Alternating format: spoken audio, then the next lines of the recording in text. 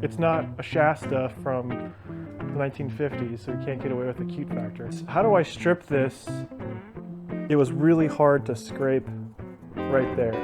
Some acetone here, and that did, what it wanted to do. I didn't use gloves. I think I may have hurt my hand. Now I'm gonna be a little lazy here. I don't wanna have to keep changing my brushes. You wash your clothes and sure enough, there you go, you've got it potentially in your underwear, which would not be fun to sit on.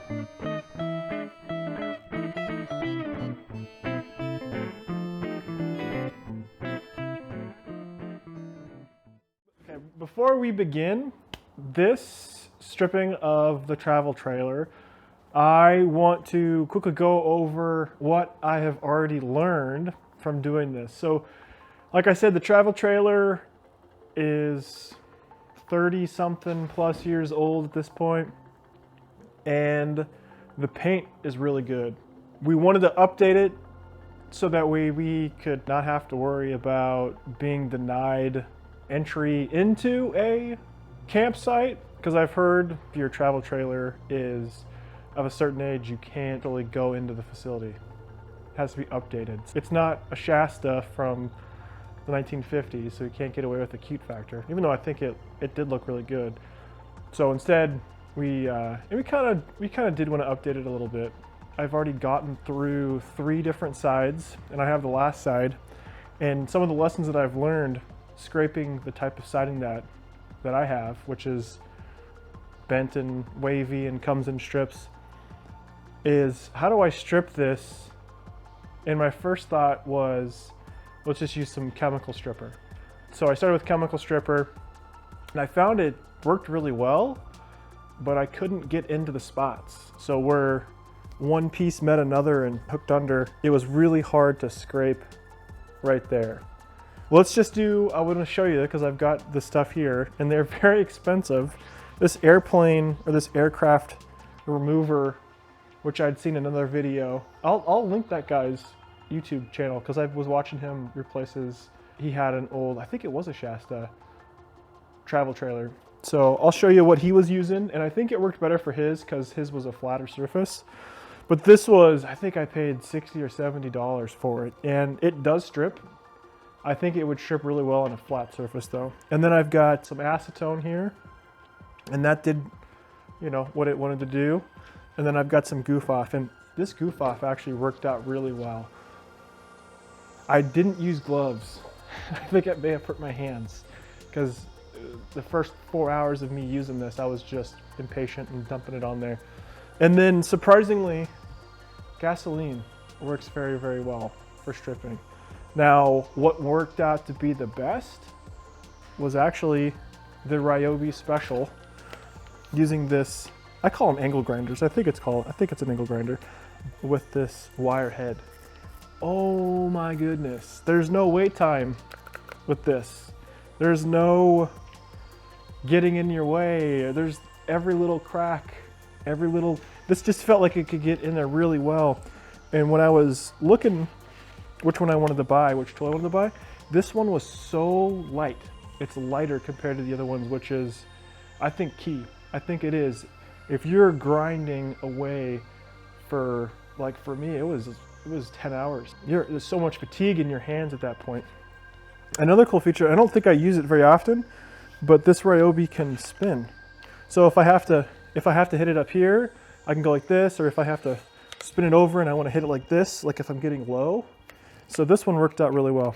What I want to do, because I've got all the stuff here, is I've got that one section left. I want to give you guys a test to show you.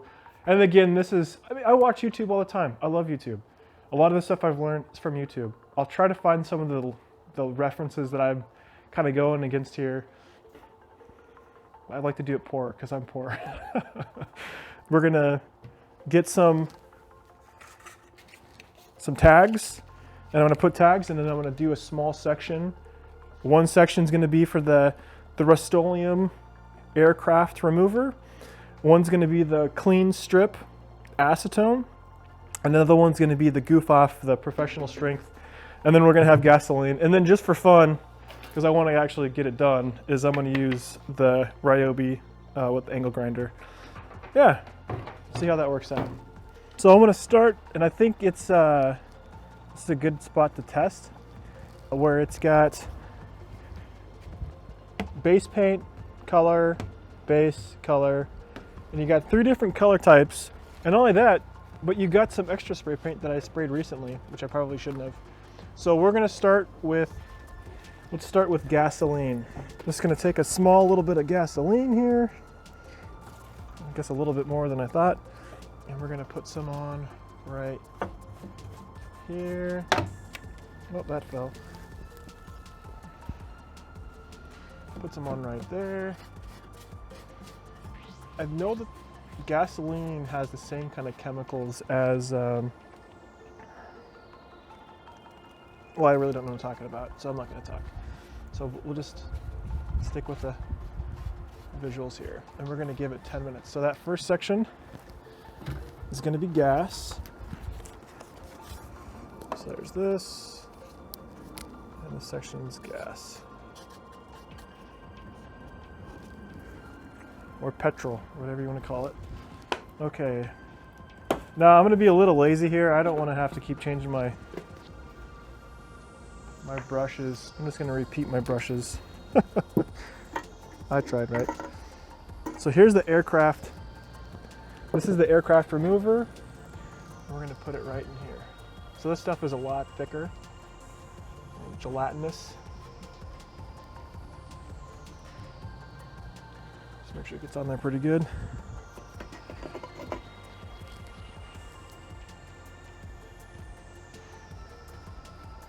Hopefully the gasoline isn't affecting the outcome too much. Probably should use something different for the next one. So there's the aircraft remover. Let's use acetone next, actually. Again, not a good challenge because I'm using a nasty old brush here. Oh well.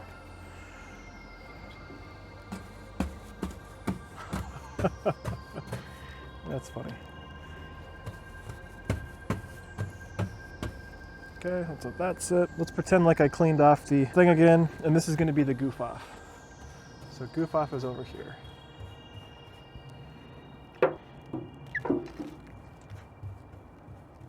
Yeah, that goof off feels like it's going to work the best. I don't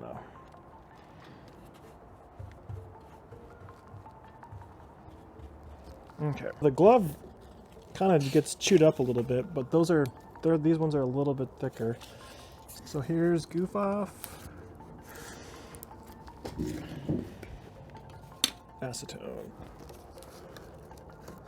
All right, now let's give that 10 minutes and see if anything changes. All right, it's been more than 10 minutes because that's how things work. I had to reapply it because I think it still has to stay wet.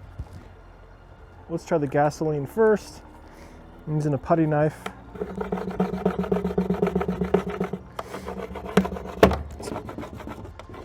It's not working, it looks like, which is different than how the last time I was working with it. So this is the Rust-Oleum aircraft. Okay, you see it coming off there. And it could probably sit a little bit longer.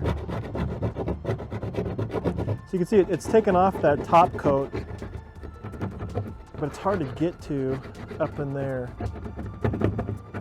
Okay, so there's the Rust-Oleum. All right, now let's try the Klean-Strip Acetone. It's definitely smooth. I don't think it's working as much.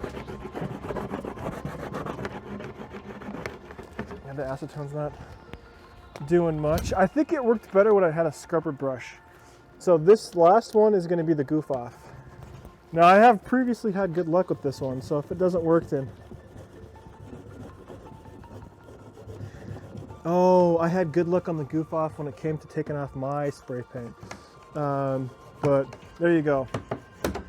So you can see the best one for the job is the aircraft cleaner, and it could probably sit there for a little bit longer and work a little bit better. But that is some very old paint. I tried to do a bunch of it. That took too long. So instead of doing that, I did this.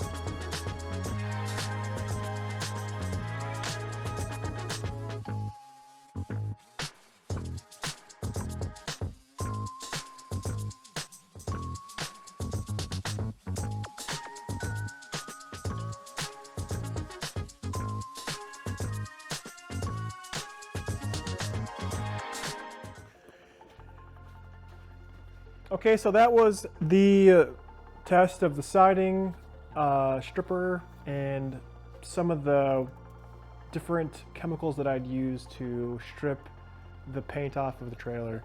So for the test of what we did, there was the acetone, the gasoline, the Goof off, Rust-Oleum aircraft remover. So this one works really well, as you saw. That had a plastic, you want to use a plastic putty knife and make sure you're using gloves, and it works really well.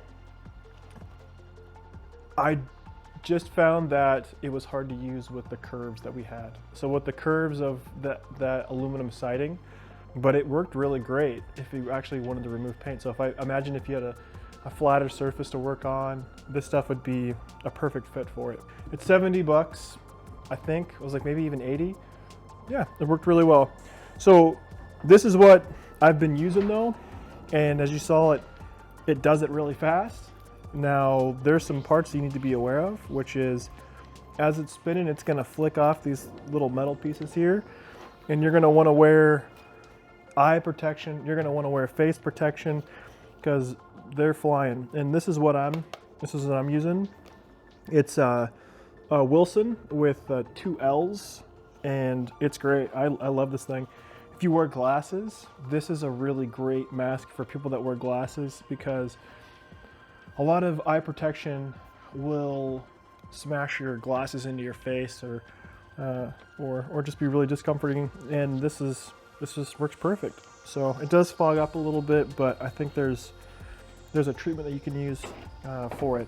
Now another part about using this wire brush with the angle grinder is as these spokes kick off, sure you want to protect your face, but just know any shirt you're wearing, it's gonna stick to that. So you're gonna want to wear a long sleeve shirt, and you're gonna want to use something that's not your favorite, because if you put it in your washing machine, it's gonna have metal spokes, little spikes or whatever those things are called, woven within the fabric. And you wash your clothes, and sure enough, there you go, you've got it potentially in your underwear, which would not be fun to sit on. And not that I did, but the shirt that I was using before to do the majority of the work out there, it is completely tangled with that.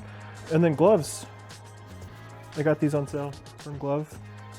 Firm grip, some leather gloves.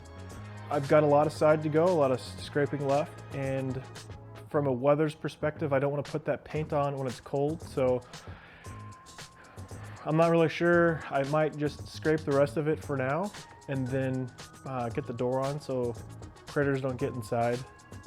Maybe wait for the winter to pass through. That'll do it for sanding side. Next time you'll see it, that'll be completely done. So yeah, there you go. See you guys next time.